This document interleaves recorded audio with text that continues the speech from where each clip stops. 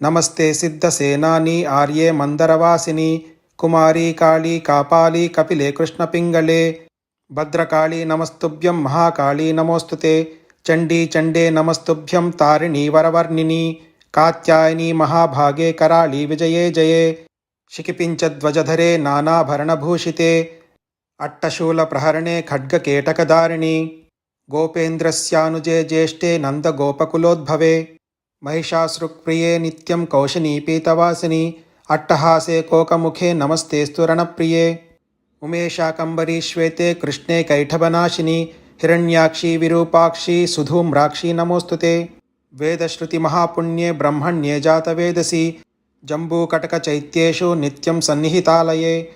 त्वं ब्रह्मविद्या विद्यानां महानिद्रा च देहिनां स्कन्दमातर्भगवती दुर्गे कान्तारवासिनी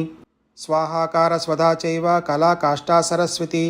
सावित्री वेदमाता च तदा वेदान्त उच्यते कान्तारभय दुर्गेषु भक्तानां चालयेषु च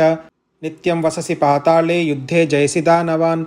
त्वं जम्भनी मोहिनी च माया ह्रीह्री श्रीस्तदैव च सन्ध्या प्रभावती चैव सावित्री जननी तदा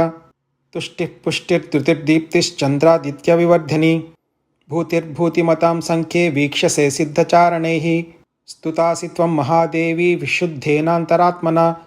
जयो भवतु मे नित्यं त्वत्प्रसादाद्रणाजिरे। ओं श्रीमात्रे नमः। दुर्गाय नमः।